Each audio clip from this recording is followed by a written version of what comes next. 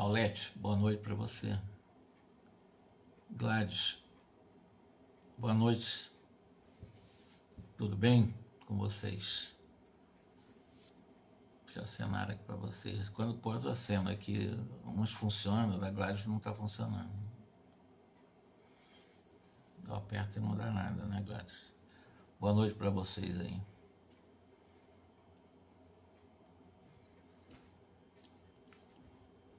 Boa noite.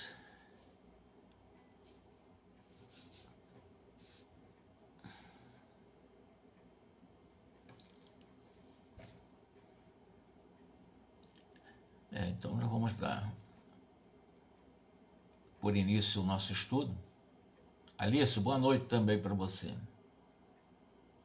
Seja bem-vinda, todos vocês. A nossa reflexão de André Luiz, Libertação. Eu vou me esforçar durante os meus estudos, enquanto Deus me permitir, cada livro fazer uma síntese, como eu fiz do livro Nosso Lar, e ao final de cada livro fazer essa síntese e expor também a síntese do que aconteceu. Síntese é síntese, né?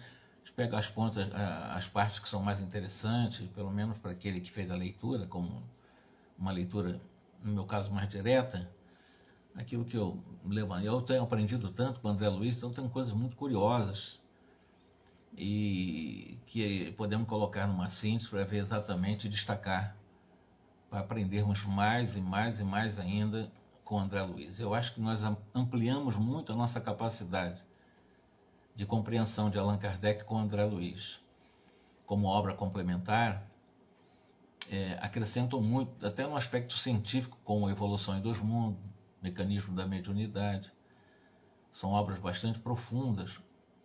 E o André Luiz tem essa missão, ele teve essa missão de trazer para nós, registrar para nós, observar, analisar e ser autorizado para trazer para nós essas informações. Hoje nós vamos entrar num outro capítulo, finalmente Socorro, em relação a Margarida, como é que ela foi socorrida. Vamos analisar aqui como é que ele narra esse socorro feito a Margarida, efetivamente. Entusiasmado com a atuação de Gúbio, Saldanha entregou-se a gestos de humildade quase ingênua. Um detalhe importante foi essa transformação desse líder, desse chefe de falange, vendo os grandes exemplos do Gúbio. Boa noite, Erlen. E, evidentemente, o exemplo do bem arrasta aqueles que estão no mal. É isso que aconteceu. O Gúbio arrastou o Saldanha para o caminho do bem, porque o próprio Saldanha percebeu que o caminho do mal não tem força, a força que ele não tinha para ajudar o seu filho, para ajudar a sua nora, para ajudar a sua esposa, para ajudar a sua neta, ele não teve. E viu o Gúbio com todo esse poder, opa, o caminho é o caminho do bem. Então o Gúbio ganhou o coração de Saldanha. E olha que ele era o chefe ali de falange. Ambos solicitaram continuidade do mesmo quadro ambiente para não acordarmos contra nós, exatamente, desavisadamente, a fúria das entidades ignorantes que se mantinham em posição contrária à nossa. Ou seja, vamos manter o nosso anonimato. Ou seja, o Gúbio, tanto quanto os outros dois, que o André Luiz também e o Eloy. Vamos manter como se fosse da turma. Poderiam organizar-se, porque se não fizesse isso, poderia haver uma organização em legião que viessem a ameaçar e estragar esses projetos de Gúbio de recuperar e resgatar Margarida.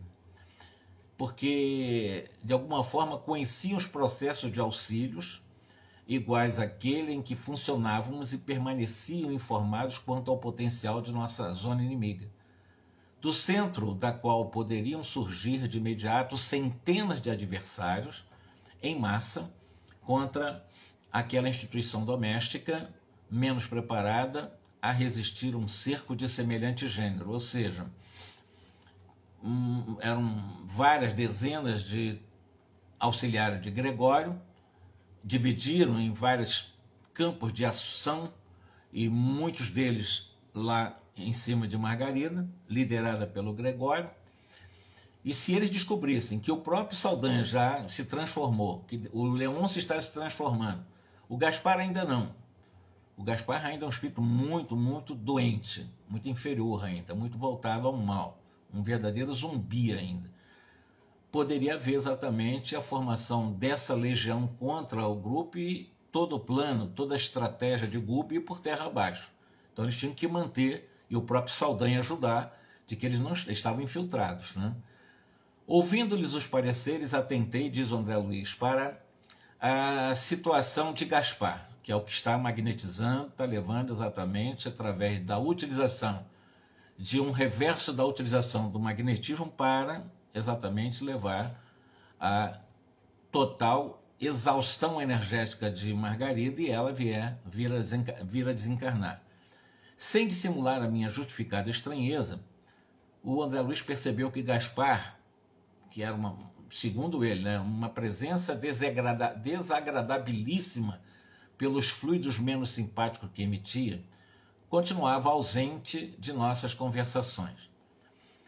O próprio olhar quase vítreo, incapaz de fixar-nos, dava a ideia de paralisia da alma e de petrificação do pensamento. Então Gaspar era um zumbi ali, magnetizando, como eu disse, de forma reversa, a nossa irmã Margarida.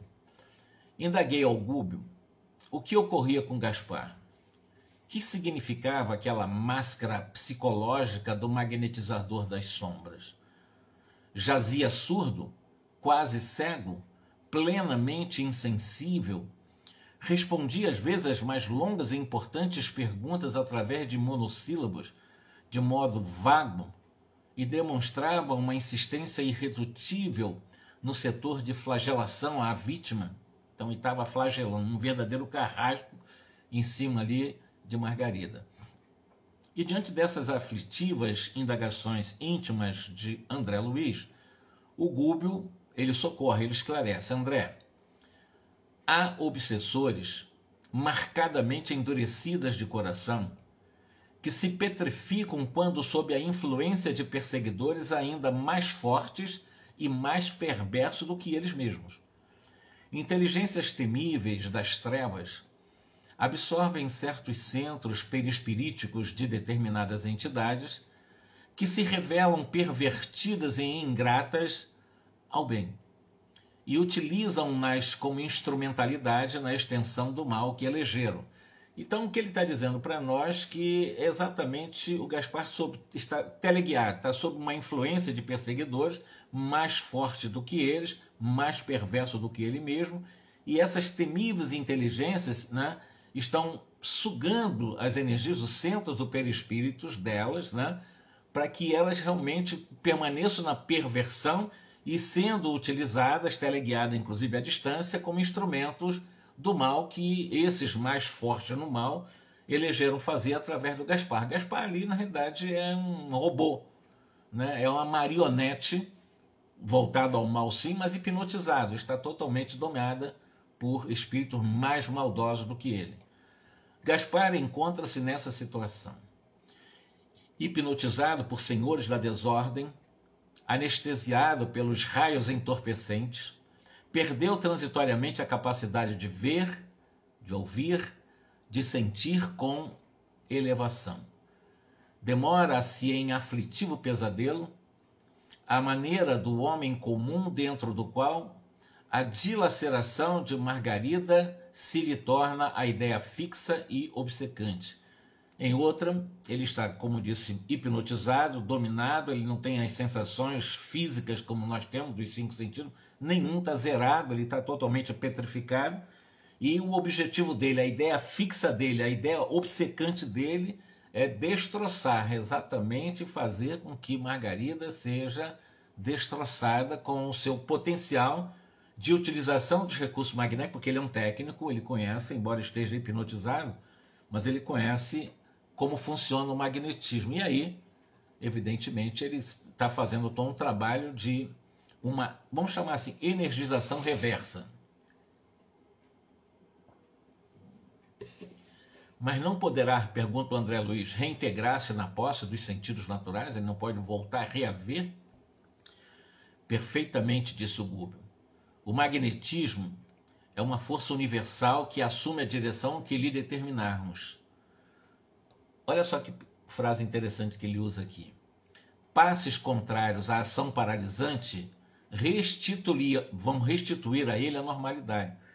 Ou seja, se for aplicado o passe de uma forma normal, com uma ação para paralisar essa energia negativa que ele tem, evidentemente ele pode voltar à normalidade. E isso vai acontecer neste capítulo. Vocês vão ver como é que isso vai acontecer. Tal operação, contudo, exige um momento adequado, não é para agora. Nós não temos recurso para tirar ele dessa petrificação, dessa hipnose à distância, ele está sendo teledominado à distância. Por quê? Há necessidade de recursos regeneradores intensivos, então um trabalho intensivo de magnetização, no caso do Gaspar, suscetível de serem encontrados junto a serviço de grupo, ou seja, ou um grupo mediúnico, um grupo de desobsessão. Precisa realmente desse grupo para que possa ser feito um trabalho efetivo em que possa fazer essa reversão, como diz o próprio, né? Ou seja, passe contrário à ação paralisante para restituir a normalidade dos próprios sentidos possíveis no perispírito de Gaspar, que ele está totalmente hipnotizado e o objetivo dele, de uma forma obcecante, é destroçar a vida de Margarida. O Leôncio já estava propenso ao bem, o próprio Saldanha da mesma forma, o próprio Gregório também, que permitiu, né? O próprio Gubbi, então já tem uma tendência, mas ainda estão no mal. Em que a colaboração de muitos se entrosa a favor de um só quando necessário. Então vamos pensar como é que eles vão trabalhar esse serviço de grupo, né, para ajudar e neutralizar a hipnose de Gaspar, que é o obsessor que permanece junto a Margarida.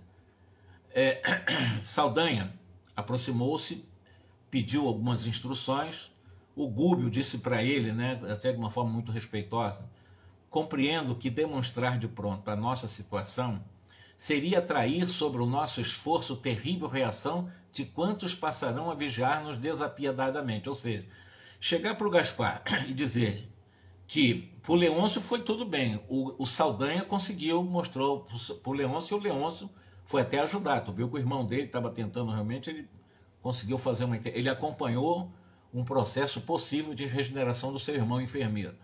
Agora, esse Gaspar não. Porque se for dizer para ele quem é o Gúbio, vai criar uma confusão, uma legião de outros espíritos ligados a Gregório, que não conhece a própria estratégia de Gregório. Gregório disse que não interferiria nisso, e iriam atrapalhar o plano de Gúbio em relação, sobretudo, a Margarida, que é o que ele está fazendo, visando a sua filha espiritual, que é a Margarida. Com franqueza, eu vejo num campo novo. Desconheço o caminho por onde recomeçar. Quem que diz isso? O Saldanha. Saldanha, poxa, eu fui chefe deles, né? O que eu mais queria realmente é destroçar a vida de Margarida como uma vindita, uma vingança em relação ao seu pai. E agora que eu tenho essa visão nova e quero manter para o resto da minha existência essa minha nova visão, eu sinceramente eu me vejo numa situação nova na minha consciência e eu não sei por onde começar ou recomeçar a minha vida no bem. Então ele está buscando em Gúbio, o que eu tenho que fazer agora? Porque eu até agora estava fazendo mal, agora eu estou buscando um caminho diferente. O Saldanha com essa dúvida.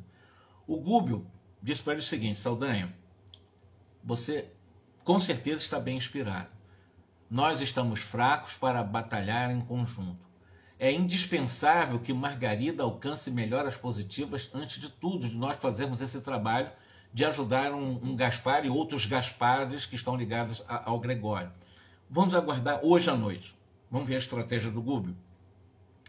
Espero situar o caso em algum núcleo de amor fraternal, ou seja, ele vai buscar esse conjunto de seres que estão trabalhando encarnados, seria um grupo mediúnico, para tentar ver como é que pode ajudar. Primeiro, Margarida, e, ao mesmo tempo, aquele que está mais vinculado, vampirizando, destroçando Margarida, que é exatamente o Gaspar, esse obsessor Gaspar.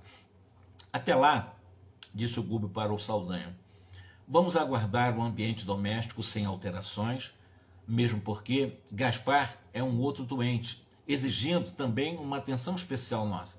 Ele é um doente, é um obsessor, mas ele é um doente. Vamos ver como é que nós podemos tratar dele também.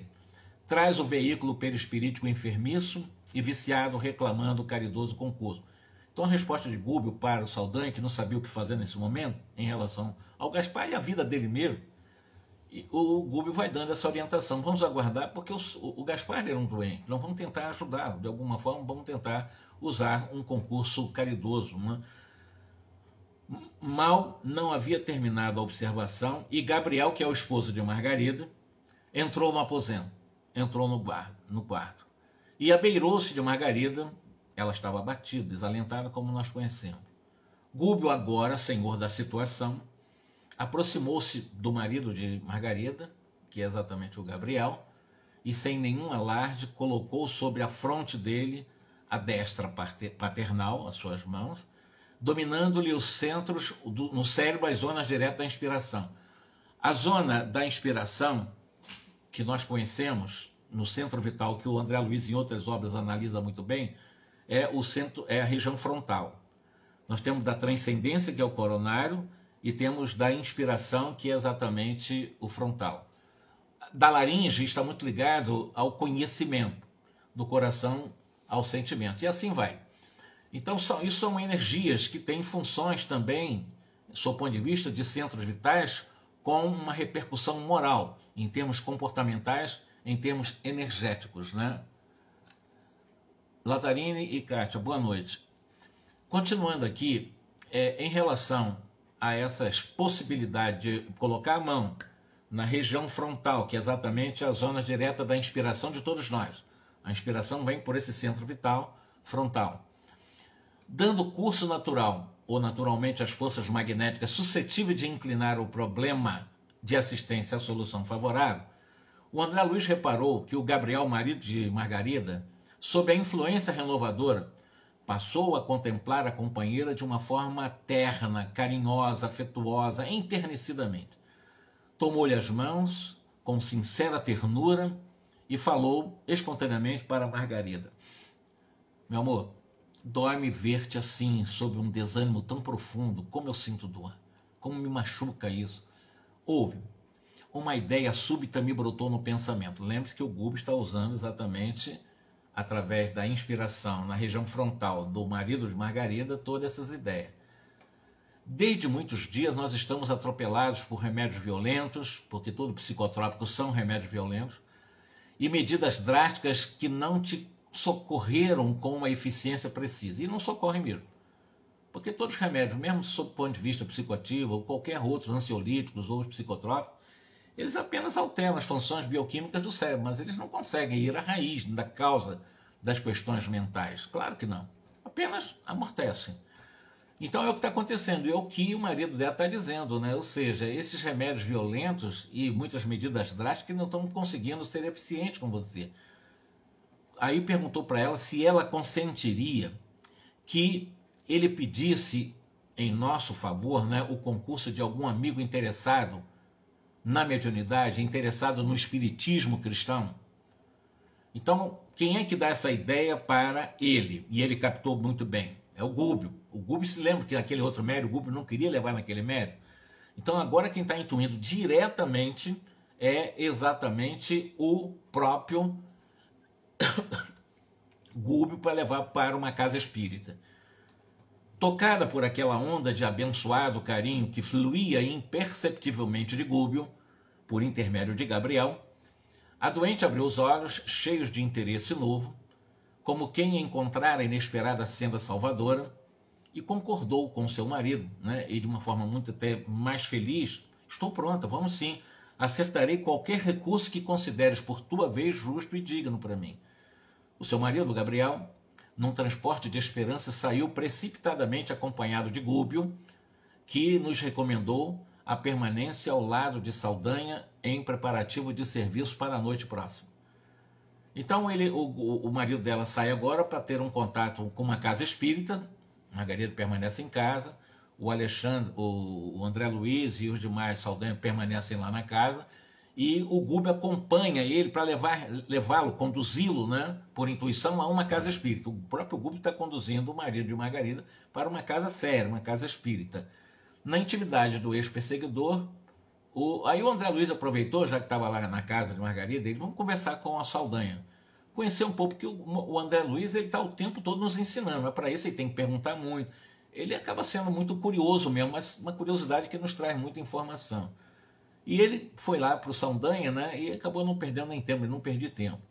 Internaram-me em atividade absolutamente nova para mim e desejava ampliar os conhecimentos e recursos. Considerei que um trabalhador incompleto em minha posição precisa estudar sempre.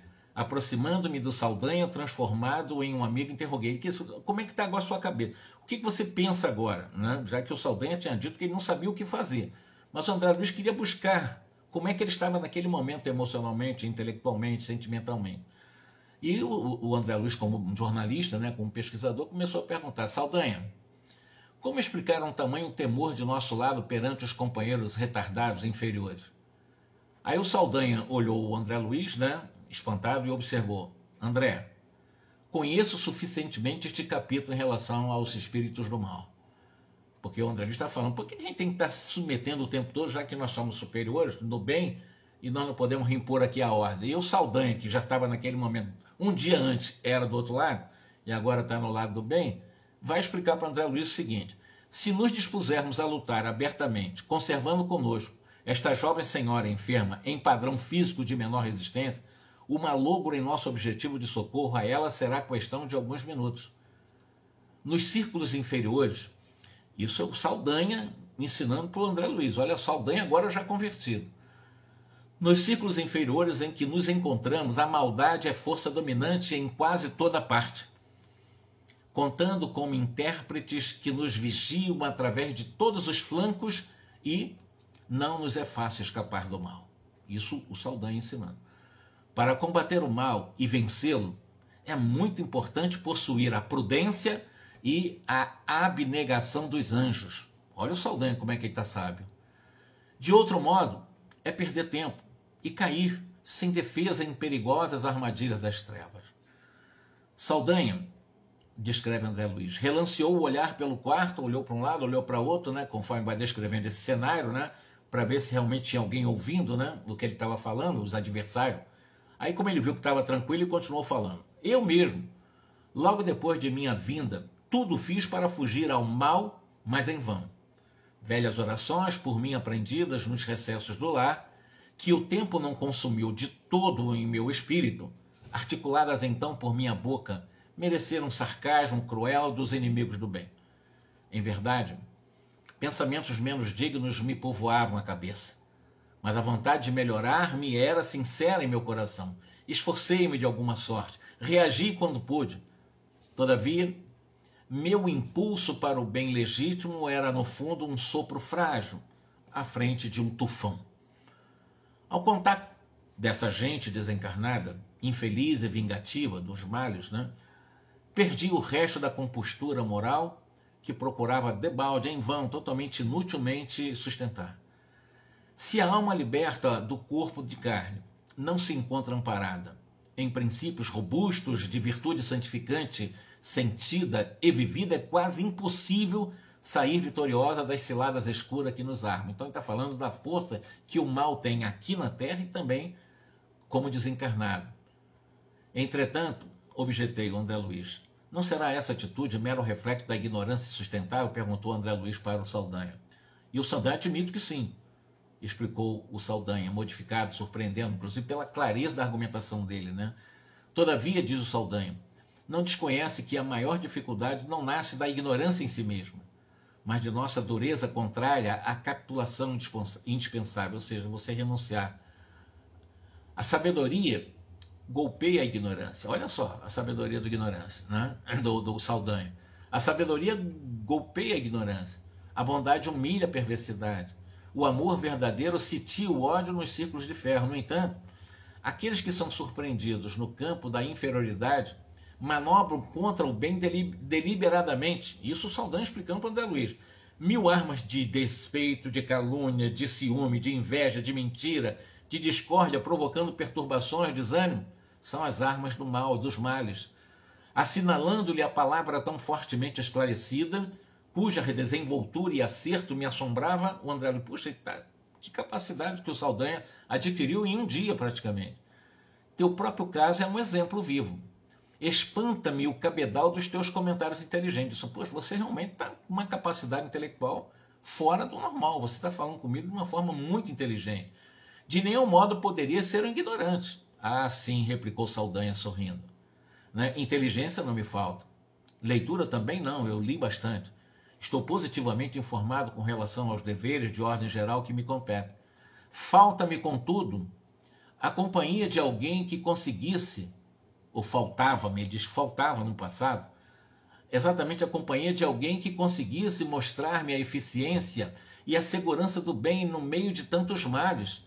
Imagina um esfomeado ao ouvir discurso.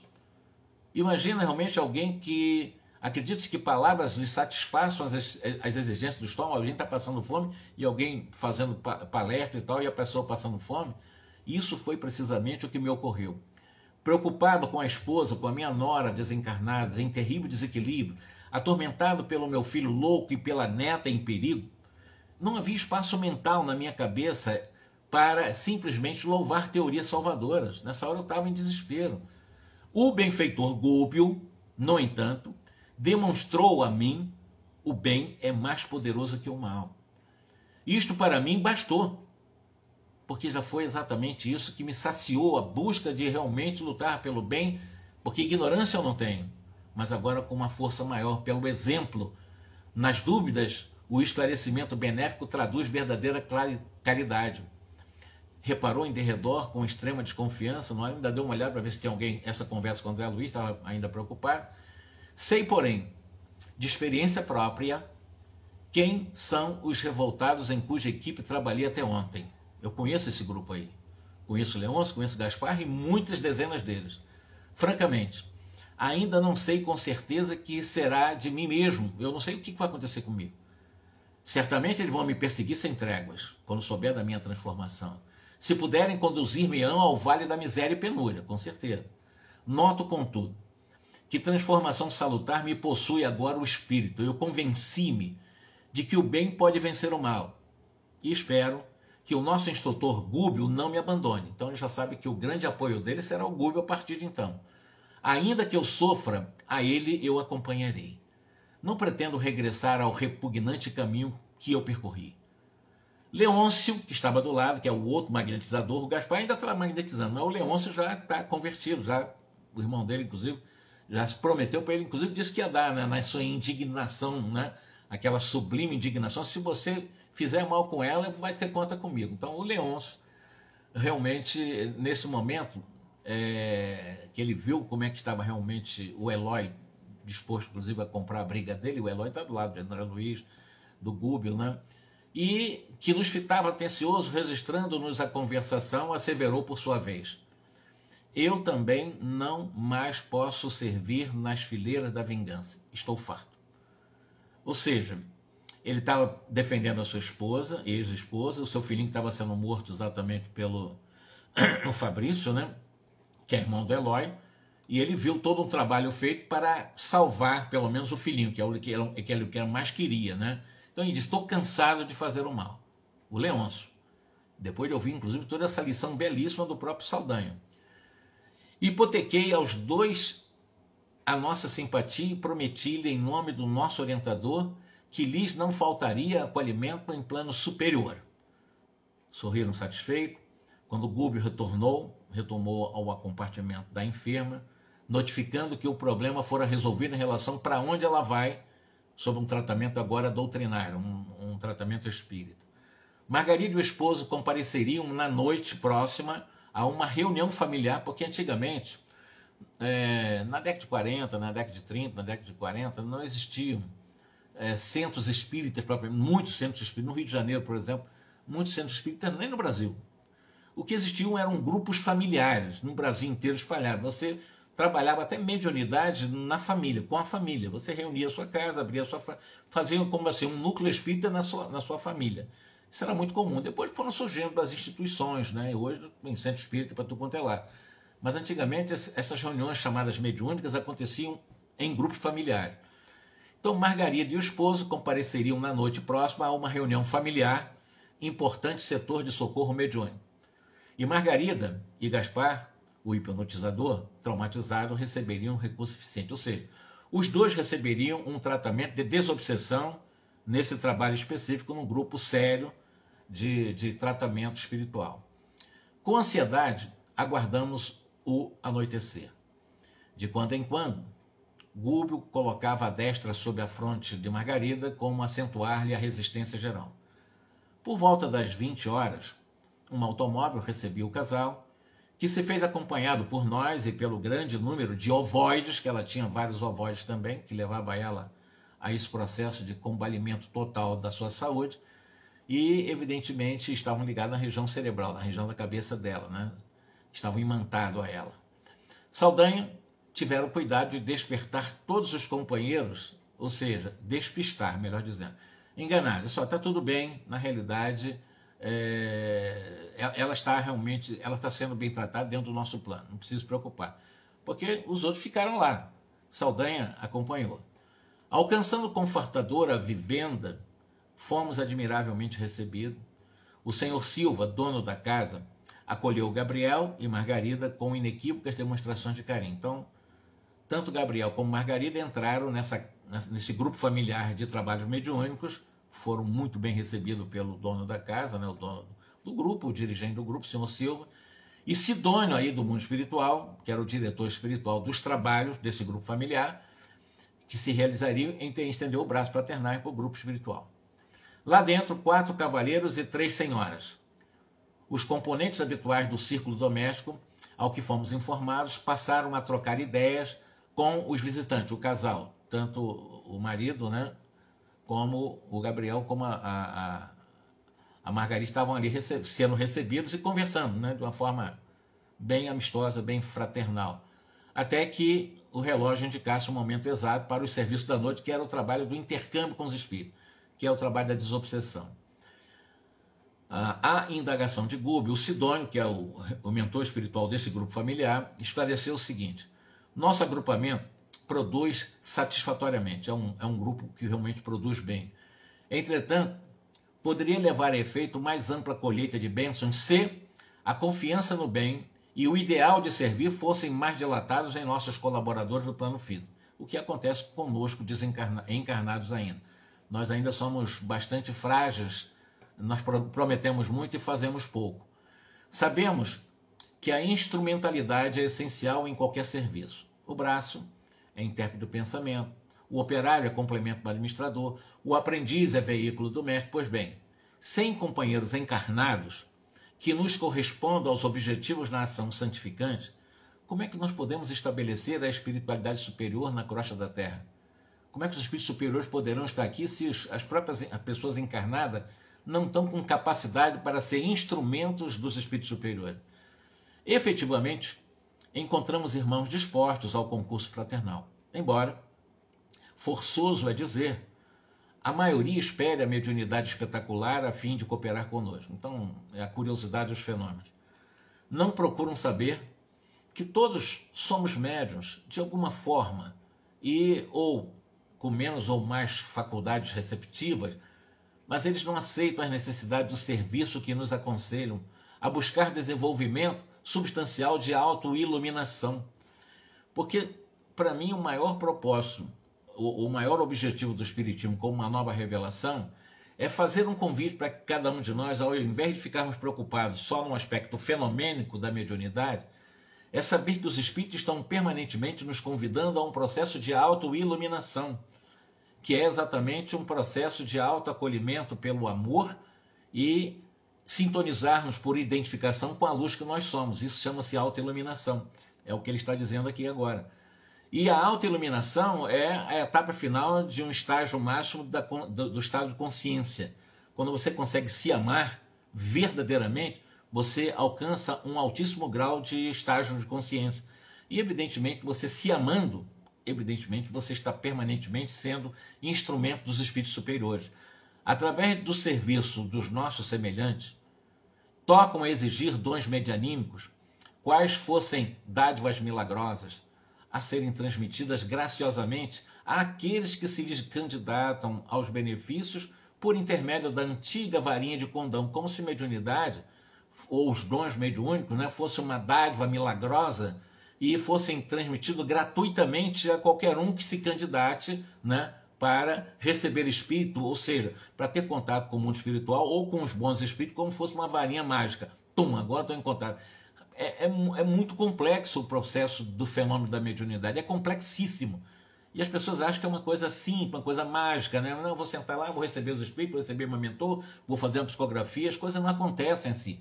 Mas na maioria das pessoas que estão no movimento espírita no Brasil, não estudam, só estão preocupados com a exigência do mediunismo, do fenomismo, da comunicação dos seus parentes ou da comunicação de espíritos superiores. Só querem isso. Ou então pegar seus obsessores, amarrar na garganta e botar debaixo das pedras, das árvores, debaixo dos rios, para que não venha te perturbar. Quer dizer, é uma infantilidade muito grande, infelizmente, no movimento espírita do nosso país. Infelizmente. Não se estuda Kardec com seriedade. Não se estuda. André Luiz, muito menos, porque André Luiz é complementar. Para entender André Luiz, precisamos conhecer Kardec. Mas a pessoa não está nem com nem aí para Kardec. Estuda de uma forma superficial, não querem nem saber. O negócio dele é exigir esses dons mediúnicos para que milagrosamente possam transmitir aquelas belíssimas mensagens, ou dos seus parentes, ou dos espíritos superiores, como se fosse uma varinha de condão. Opa, olha, agora eu estou sentindo. A gente vê muito disso. Aliás, tem até aqueles, e eu conheço alguns, que tem Bezerra de Menezes a tiracolo, né? O mentor dele é Bezerra de Menezes. Todo lugar, deixa eu ver o que Bezerra está falando. O que tem de mentores a tiracolo de determinados médios, eu conheço pessoas, convivo com certas pessoas, não falo diretamente para ela, mas a gente acha ridículo isso. Parece que elas têm o doutor Bezerra de Menezes a tiracolo, porque acham que tem mediunidade e que está em contato direto, quer dizer, uma varinha de condão. Meu mentor é Bezerra de Menezes. E aí começa a transmitir as baboseiras dela, me perdoe. Estou sendo duro, mas é a realidade do movimento espírita que a gente vê muita fantasia em nosso país. Esquecem-se de que a mediunidade é uma energia peculiar a todos em maior ou menor grau de exteriorização. A energia, na realidade, a energia é essa, que se encontra subordinada aos princípios de direção e à lei do uso. Ele vai dar explicação assim como a enxada pode ser mobilizada para servir ou ferir, conforme o impulso que a orienta, melhorando sempre quando em serviço metódico, ou revestindo de ferrugem, fixante, está dando o exemplo da enxada. A enxada você cavar para arrotear a terra e tal, mas se você usar essa enxada para matar, para destruir, você está usando um instrumento importante, que é a enxada para realmente plantar, para rotear a terra, para você destruir ou atirar contra alguém. E ele está dizendo, a mediunidade é a mesma coisa. Nossos amigos não percebem o valor de uma atitude desassombrada e permanente de fé, positiva, dentro do caminho louvável, haja o que houver. E, não obstante cuidarmos devotadamente da crença deles, com a mesma ternura consagrada pelo lavrador vigilante da plantinha tenra que encerra a esperança do porvir na metáfora, basta que espíritos perturbadores ou maliciosos o visitem sutis, a maneira de melros no arrozal, quer dizer, melros são aqueles pássaros, né? Normalmente são pássaros pretos também, no arrozal, e lá se vão os germes superiores que lhes confiamos incessantemente ao solo do coração. Ou seja, enquanto estão dentro do centro espírita, todo mundo é santo, todo mundo é bom, todo mundo é maravilhoso e tal. Saiu dali, vem a pancada desses chamados melros nos arrozais. Ou seja, eles se perturbam e esquecem aquelas coisas boas que discutiu no centro ou no grupo mediúnico e já caem exatamente no desânimo, na influência do mal. Lembra que o Saldanha falou, o mal é muito poderoso. De um instante para outro duvidam do nosso esforço, de um instante para outro desconfiam de si mesmo, e de um instante para outro cerram os olhos ante a grandeza das leis que os cercam nos ângulos da natureza terrestre. E as energias mentais que deveriam centralizar em construção ativa e santificante, com vista ao aprimoramento próprio, à autoiluminação, são desbaratadas quase que diariamente pelas argumentações mentirosas de espíritos ingratos e menos permeáveis ao bem. Ou seja, o processo da obsessão é uma pandemia. Espíritas que são desavisados, invigilantes, que não estão permanentemente em conexões com o bem, com o belo, com o amor, com o bem, com o belo, com o bom, com o próprio mentor espiritual, eles são permanentemente assediados pelo mal, pelos maus. Verificando sua espontânea parada, aventurei-me a considerar. A referência abrange um grupo assim tão harmoniosamente constituído quanto esse, ou seja, esse grupo tão harmonioso, tão maravilhoso, esse grupo familiar, tem gente que sai daqui e entra em desequilíbrio? Será isso verdade?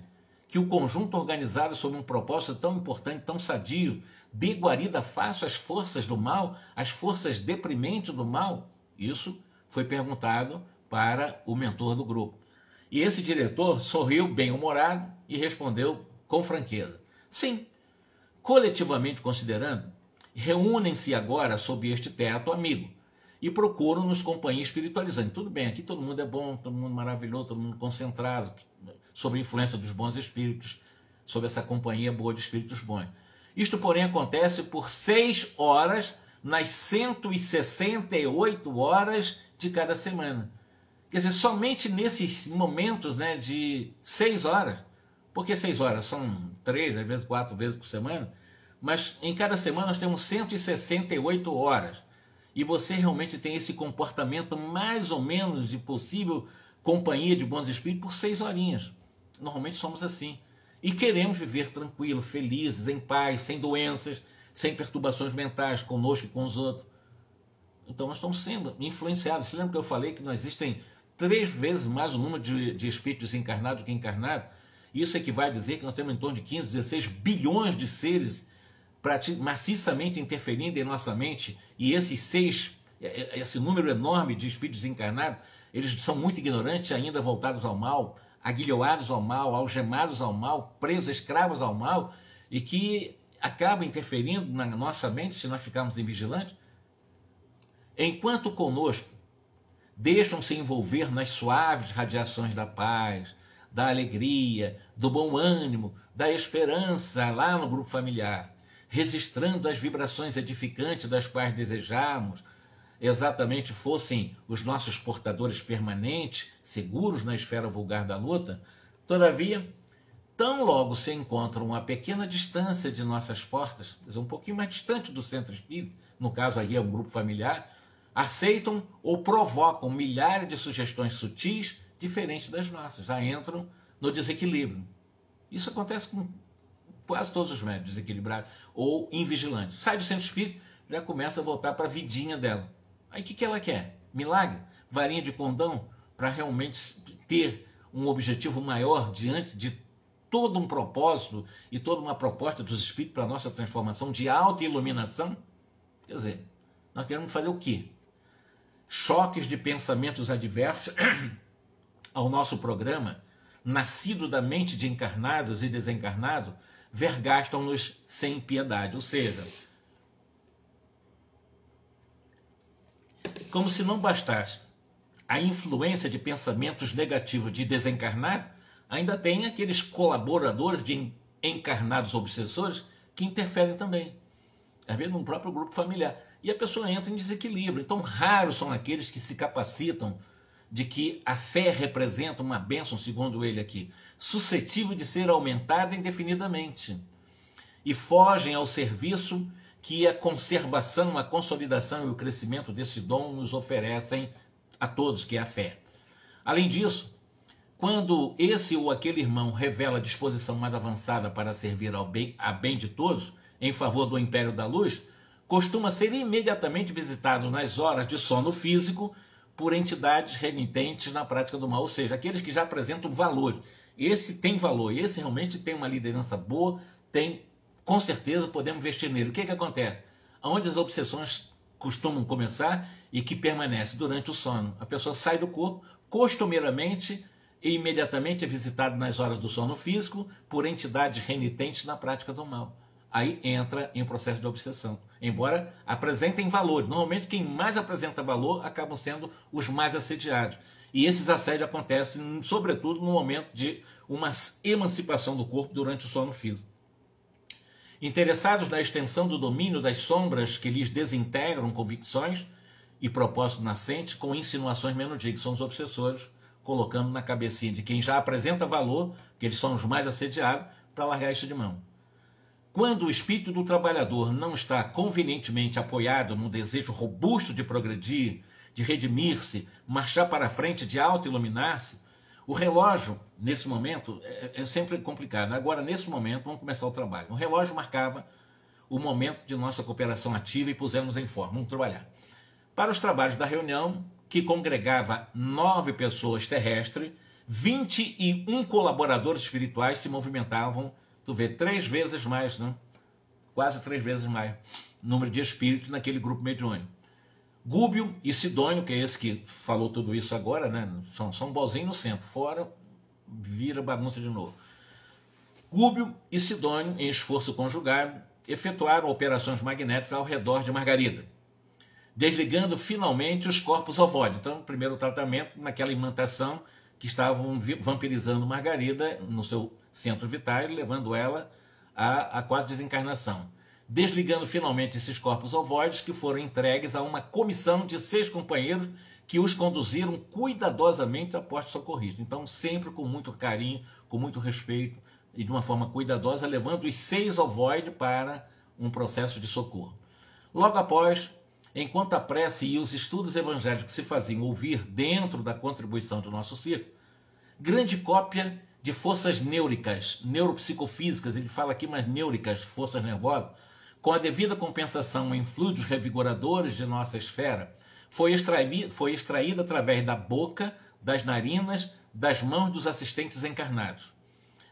Força essa que Gúbio e Sidônio aplicaram sobre Margarida. E Gaspar também, que estava colado a ela, estava fazendo exatamente aquele reverso magnético, no evidente intuito de restaurar-lhes as energias perispiríticas. A jovem senhora passou a demonstrar abençoados sinais de alívio e Gaspar, de impassível, se achava, ele estava totalmente vítreo, os olhos vítreos, né, totalmente como uma múmia, ele pôs-se a gemer, qual se houver acordado de um intenso e longo pesadelo. A essa altura, o nosso orientador preparou Dona Isaura, que era médium, né, daquele santuário, e daquele culto familiar, adestrando-lhe as faculdades de incorporação por intermédio de passes magnéticos sobre a laringe e, em particular, sobre o sistema nervoso dela, da Dona Isaura, que é a médium psicofônica.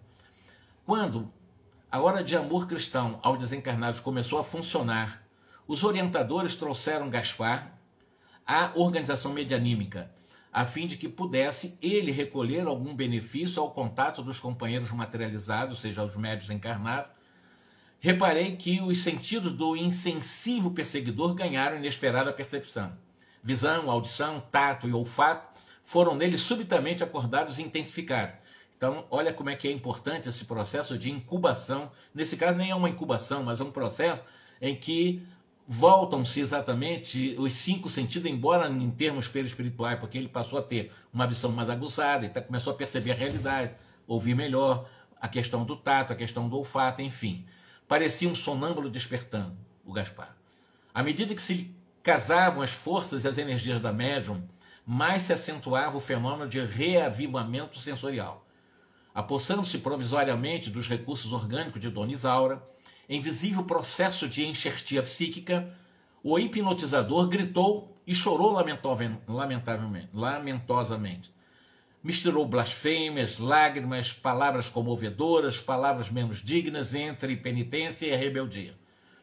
Escutando agora com a aguçada sensibilidade, conversou detidamente com o doutrinador. Então, nesse momento, a psicofonia acontece através da Dona Isaura e ele começa a conversar com o doutrinador, o Gaspar. O senhor Silva, que era o doutrinador, né, marido da médium, fez sentir a necessidade de renovação espiritual em uma edificante lição que nos tocava as fibras. Então ele doutrinou de uma forma maravilhosa o Gaspar. E depois de 60 minutos de exaustivo embate emocional, Gaspar foi conduzido por 2 servidores de nossa equipe ao lugar que lhe correspondia, isto é, a posição de demente com retorno gradativo à razão. Findos os serviços ativos da reunião, ela foi encerrada, notando-se com imensa alegria o transbordamento de todos os corações. Margarida estava, enfim, aliviada e, em pranto, pedia ao esposo agradecesse em viva voz as dádivas recebidas, e Gúbio, porém, vendo que Saldanha ficou meio espantado, disse o seguinte: o triunfo essencial ainda não veio.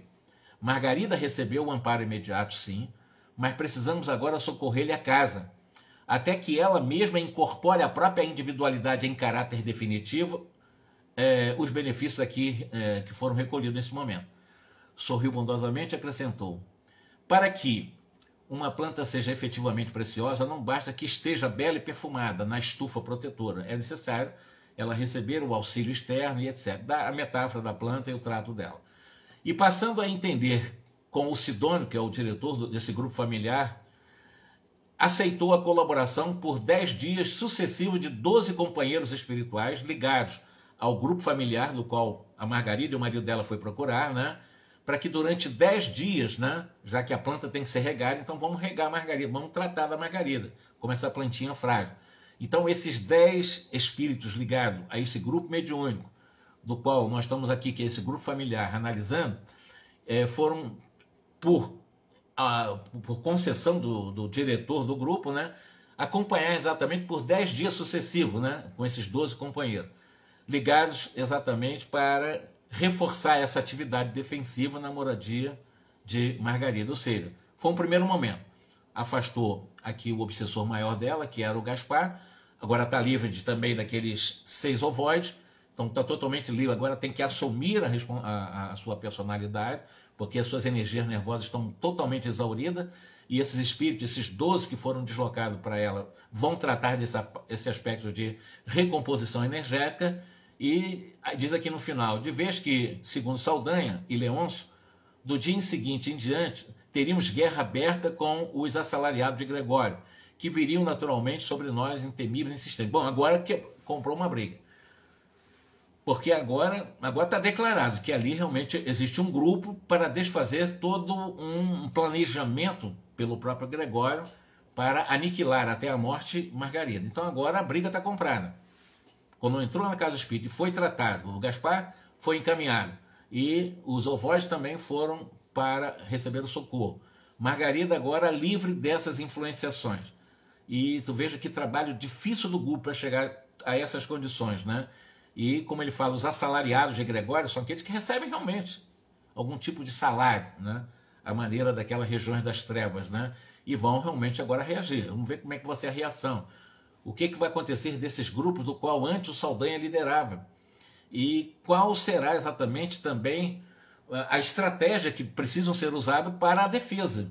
Agora é a defesa absoluta de Margarida, a defesa, como também já aconteceu, do próprio juiz que se converteu, lembra-se que ele realmente prometeu rever o processo do Jorge, Saldanha já tirou a cabeça disso, então o juiz já está tranquilo em relação ao processo obsessivo. E vejam só que coisa maravilhosa é a lição que está sendo dado para nós em relação a comportamento de médium em grupo mediúnico, as questões possíveis realmente de fazer com que um psicofônico, através de uma psicofonia séria, bem conduzida e bem doutrinada, evidentemente vai ajudar um espírito, sim, do Gaspar. Ele saiu meio enlouquecido, mas vai ajudar, ele despertou o seu sentido, e esse é o objetivo principal dos processos de obsessão, é despertar os sentidos do espírito para ele começar a ouvir melhor, poder falar, poder sentir o tato, o olfato, tudo isso. É bom nesse primeiro momento. E, evidentemente, a importância da nossa vigilância, né? Ou seja, e fica aqui, antes de terminar, um aviso. Todas nós que apresentamos valores, já vamos dizer assim, nos destacamos do senso comum, ou seja, da craveira comum, das pessoas que já apresentam valores para o trabalho, evidentemente, são normalmente os mais visados. São os mais, né, que os espíritos chamados do mal, os nossos irmãos do mal, mais visam. E aonde é que eles conseguem alcançar a gente? Sobretudo durante a noite. Lembra que eu falei para vocês? Aprender a dormir. Essa semi-libertação do corpo é onde eles pegam de frente. Aí muda nossas ideias. Nós estamos com bons propósitos, temos valores, apresentamos às vezes com boa liderança na família, liderança com os amigos, e de repente eles começam a investir exatamente em quem já está apresentando valor, porque eles querem o poderio, a soberania sobre a terra. Aí durante a noite nós saímos do corpo meio combalidos, eles vão e tomam conta, muda a nossa ideia, nós acordamos mal. Vigilância o tempo todo, como diz Jesus. Vigilância e oração para sempre. Vigilância e oração é o convite para nos conectarmos com os nossos mentores. Dá um nome para ele, né? O José, Francisco, não importa, dê um nome para ele. É um nome que você dê, não importa quem seja, não é botar mentor espiritual elevado a tiracolo como uns médicos que eu conheço por aqui, não. É exatamente você, qualquer mentor que tenha responsabilidade sobre nós, estarmos em contato com ele, que aquilo que através dele nós pedimos, certamente vai chegar aos espíritos superiores e ao nosso Criador. Então ele recebe também esse tipo de missão. Em contato com ele, tá? A cabeça está com dúvida, você está começando tá com dúvida de você mesmo, está angustiado, conecte-se através da oração com o mentor, isso passa, e mantenha-se firme no bem, para que o mal não tome conta da nossa vida. Quem manda a nossa mente somos nós. Nenhum espírito obsessor, por pior que ele seja do universo, por pior, por mais violento, por mais poderoso que ele seja, ele não é mais poderoso que Deus. E quando nós tomamos contato com Deus, ele jamais terá o poder sobre nós. Quem manda em minha mente com Deus sou eu. Eu não tenho que permitir eles fazerem isso. Eu tenho exatamente que manter na minha vigilância pela oração, ter cuidado, porque senão, se eu fraquejar, eles tomam conta. Mas quem mantém a vigilância e a oração, nunca eles vão tomar conta. Nunca. Vocês podem anotar isso. Nunca. Eles não têm poder. Ele não tem poder. Só tem poder com quem fraqueja, quem duvida. Não, mas nós somos fortes e que acreditamos no amor de Deus, Deus que é amor, Deus que não castiga, Deus que não pune, Deus que compreende, Deus que nos espera, Deus que nos criou para a pura e eterna felicidade. Imagina que eu vou me entregar para esses meus irmãos ainda ignorantes. Não, não vou. Na minha mente, quem manda sou eu. Sempre. Eu posso errar, vou aprender com meus erros, mas os erros foram decisões minhas, não porque eles quiseram. Porque ainda sou imperfeito, ainda tenho muitas coisas para acertar. Se eu imagine, eu não erraria se eu fosse perfeito, né? Nós ainda erramos muito. Mas manter firme a nossa fé em Cristo e através dele chegar ao Criador que já está em nós, porque Deus é onipresente, né? Até o próximo sábado, meus irmãos, muito obrigado por esse grupo, que eu considero um grupo muito importante para mim, me entusiasma muito a manter o estudo. Uma das minhas promessas que eu já fiz, inclusive a Lazarine que está aqui, é fazer síntese, sim, tentar fazer uma síntese como live dessas obras estudadas para pegar esses pontos importantes nessa síntese, né? E também nós fazemos essa análise junto, tá bom? Em síntese, de cada livro. Fiz nosso lar, vou mandar, eu disse, até prometi para a Nazarine que eu vou mandar para ela. E estou fazendo agora, já estou começando a fazer também a síntese do livro Libertação, é um livro que eu também já estudei. E os demais livros, né, de André Luiz, tá bom? Muita paz para vocês, um grande abraço. E que tenhamos uma noite muito tranquila para que eles não, né, peguem desprevenido aí no contrapé. Vigilância sempre e muita oração. Um grande abraço para vocês.